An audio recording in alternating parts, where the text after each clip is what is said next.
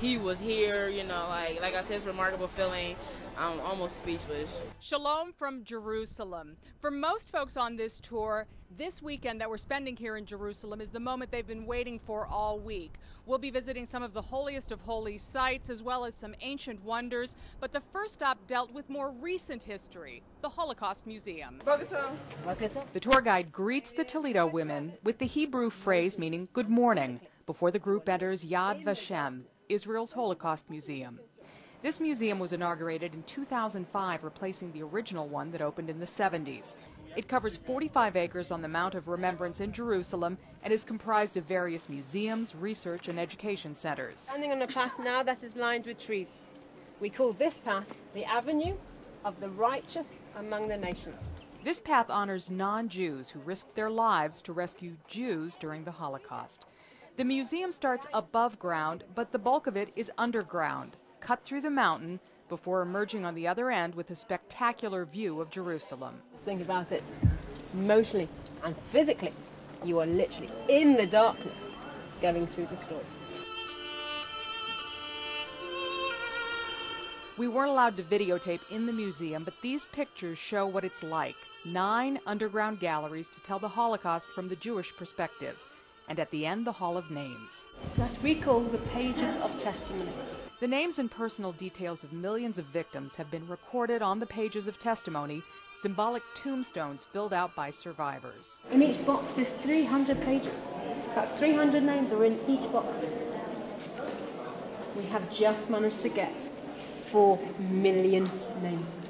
Sharon Raven, one of the Rocket fans traveling with this group, became emotional here, knowing the names of many of her family are in these boxes. My great-grandmother, my father's mother, was put up against a wall when the Germans invaded his little town of Mosaic, Lithuania, and shot and killed.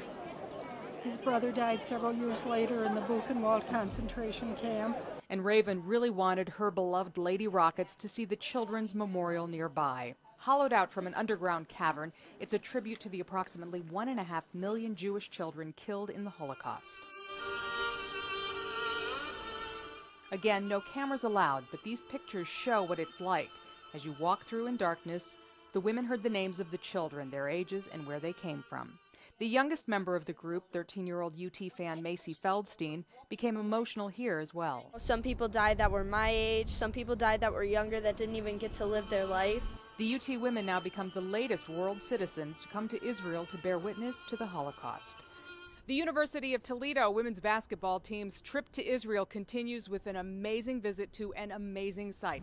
Jerusalem is a complex city. Israel considers it its capital, but most countries don't recognize it as such, and the UN believes it should have international status. And it is a holy city to 3 major religions: Judaism, Muslim, and Christianity.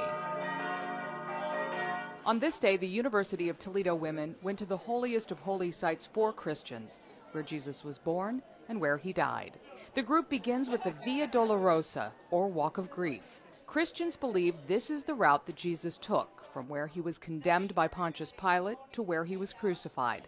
The first of the 14 stations is here at the Lion's Gate in the Muslim quarter of Jerusalem. It moves to Station 2, where Jesus picked up the cross. And between 2 and 3, the guide points out this arch, Ecce Homo, behold the man, where Pontius Pilate identified Jesus to the crowd. This arch dates back to 117 AD. The stations continued through crowded streets filled with vendors selling figs, nuts, and souvenirs. At this point, the guide shows us a spot in the wall where Jesus placed his hand to rest. Some of the team put their hands there as well. The stations continue. 6, where St. Veronica wiped Jesus' face. This is a station that really appears in the Bible. 8, where Jesus consoled the lamenting women, until we reach stations 10 through 14 in the Church of the Holy Sepulchre, where Christ was crucified and buried. It was just really amazing. I feel blessed to be able to go to these places. He was here, you know, like I said, it's a remarkable feeling. I'm almost speechless. From where Jesus died to where he was born. We are here at the Manger Square.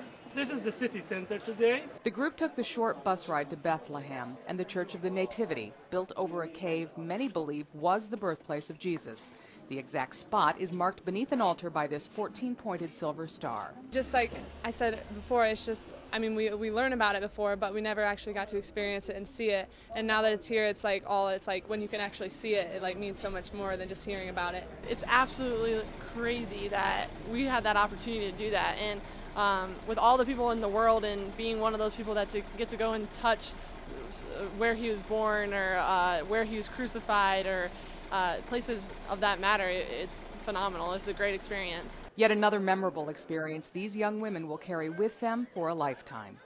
They didn't see the whole country, but almost. I'll show you just how many miles the University of Toledo women logged on their 10-day journey to Israel.